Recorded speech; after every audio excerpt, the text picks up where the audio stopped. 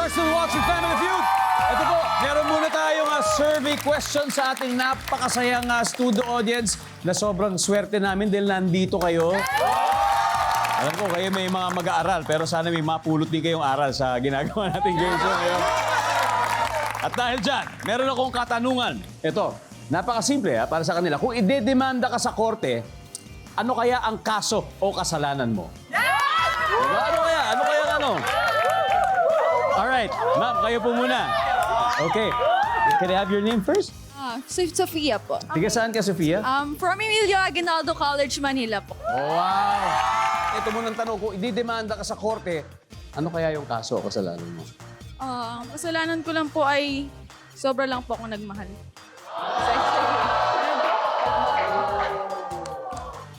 Itong tanong, minahal ka rin naman ba niya? Parang hindi nga po eh. Alam mo, kawalan niya yun. O, di ba? Di ba? Anyway, Sofia, maraming salamat sa iyong kasagutan. Okay? And then, next, ikaw, kung ididemanda ka, ano kayang kaso mo? Nagnakaw po. Sean, ano naman ninakaw mo? Ali. Girlfriend mo ba? Misis mo ba? Hindi. Sa girlfriend lang pa, sa girlfriend. Girlfriend mo naman. Bati mo naman ang girlfriend mo kung nanonood. Ito po. Ay, andiyan pa lang! May I have your name, please? Maraming salamat sa Thank you po. pag-share ng inyong mga kakulong-kulong na experience. Eto, kung ididemanda ka sa korte, ano kayang kasalanan mo? Pare ko, ano bang... Si MC to, si MC. Ano bang kasalanan mo nakakakulong-kulong? Naku, malaki po. Ang magiging kasalanan ko kung ako'y makulong ay pagiging maingay. Maingay! Alam, yung yung nagbibidyo kayo paglampas alas 10, ganon. Ay, hindi po. Dahil pinagsisigawan ko sa mundo na mahal ko pa rin yung ex ko. Kasi nga, isigaw mo ngayon, isigaw mo. Yan, ano siya? Next time na lang po. Too late! Nasabi mo na. Now back to the game. Recap muna, Team Bonnie Linaw ang leading with 88 points, while 69 points ang Team Lilet Matias. Kaya huwag na natin patagalin pa. Let's go to round 3 with Annalyn and Kuya Ariel. Let's go.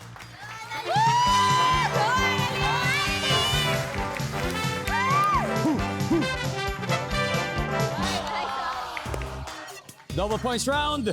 Top 5 answers are on the board.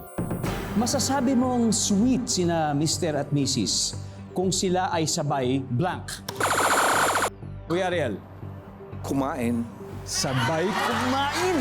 Umaga, tanghalian, gabi, nagsusubuan pa. Survey says...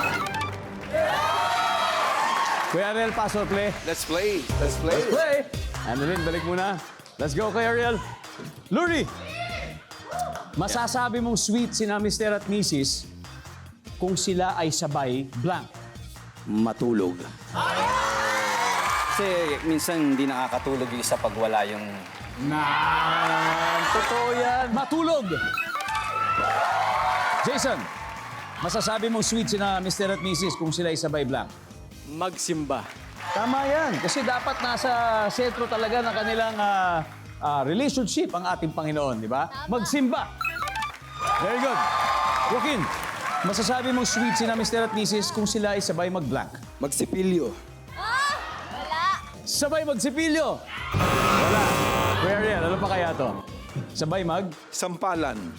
Wow! Ano yung brutal na pagmamahal yun? Oo. Anong tawag doon? Karinyo brutal. Karinyo brutal. Sabay magsampalan. Okay. Time to huddle. Luri, balik sa'yo. Sabay tumanda. Grow old with you. Kung tayo'y matanda na, yun yung mga bagay na background music dyan. Sabay sila tumanda. Wala. Okay. Again, Zonia, masasabi mo sweet sina Mrs. at Mr. kung sabay silang ano? Maligo! Siyempre, di ba? Save water, shower together. Oh, Annalyn, Mag-date! mag-date. Jenzel, Una ding nasa isip ko, maligo eh. maligo. Joe, masasabi mo sweet sila Mrs. at Mr. kung sila ay sabay mag-blank. For the win. Maligo. Maligo! Parang nalimutan niyo yun, ah. Ang tanong, goods ba tayo dyan sa board? Survey says maligo. Maligo muna kayo na mabilis dahil magbabalik ang Family Feud. Anong sabi ng survey?